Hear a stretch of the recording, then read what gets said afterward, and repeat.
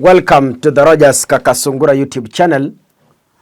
A big thank you for your support. If you're watching this for the first time, make sure you subscribe and turn on the notification bell. And if you have been watching but you haven't subscribed, kindly do the honorable thing. Make sure you subscribe. It is being revealed that the Kenya Kwanza government could be effecting some deals in secrecy because they have learned that Kenyans are becoming so defiant and Kenyans are opposing the regulations and deals they deem benefit only those in power. But from the utterances I hear from politicians in government, there is a high possibility that some of the deals are effected in secrecy. JKIA takeover in 2024 was one of the deadliest moves by the government, where it wanted to lease our very own international airport to an investor to manage it, collect revenue and everything for a period of 30 years. This one angered Kenyans, and Kenyans moved to the streets to oppose the takeover. But it seems, from what I hear and what we can verify, it seems the deal didn't die. It seems the government decided to effect the deal in private without disclosing the contents and the motive. It seems the deal might have been finalized, right? Because I heard William Ruto say that next month, though ni uongo yake, but we don't take it lightly now that it's touching a very sensitive area like the Jomo Kenyatta International Airport, which we have a history with him that there's a time he wanted to take it over. So he's come up again and saying he's building the airport. Next month is kicking off the building. Can we listen to what William Ruto said? We need to build a new airport. Just for good news, the airport I'm starting in the next 1 month, God willing.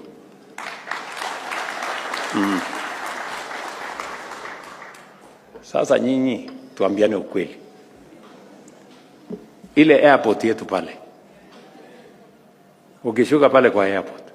Si unapata aibu? And you know, there are characters in Kenya who are saying, no, you know, we should not do anything about. Unashangaa watu kweli. How that place is not defensible.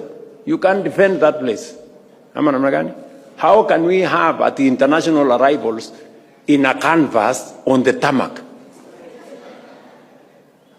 And it has been like that for 10 years. And it's supposed to be okay. How is it supposed to be okay?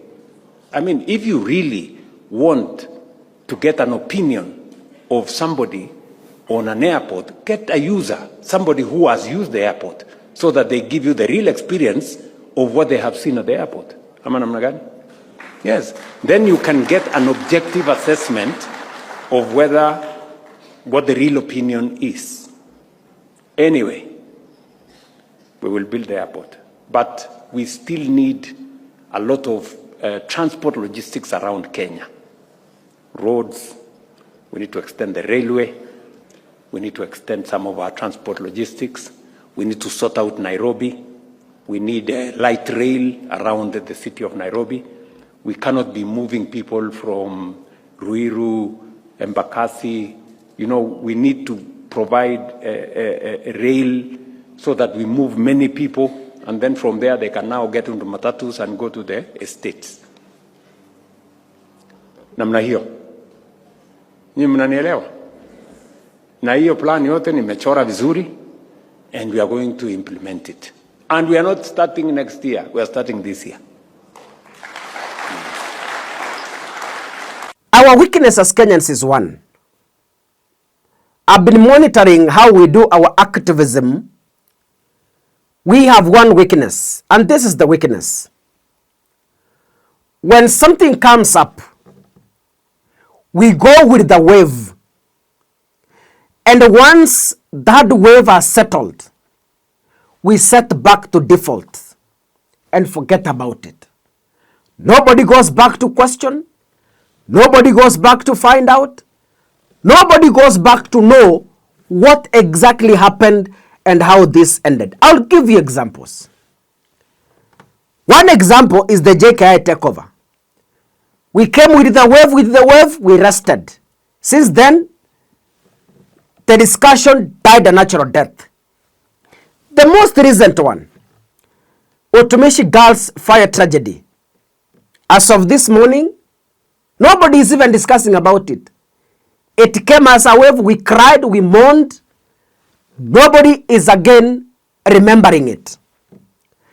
Just like in Russia, when 21 boys died, the Minister of Education came up, set up a task force.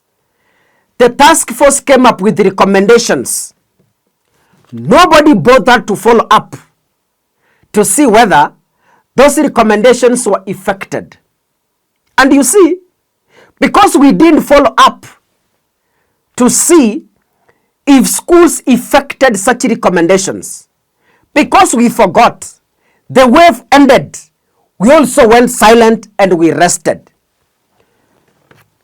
Less than 1 year later, we are going back to the very same mistake that we could have corrected. That is the problem with Kenyans. Even now, we blocked the JKIA takeover. Yes, of course.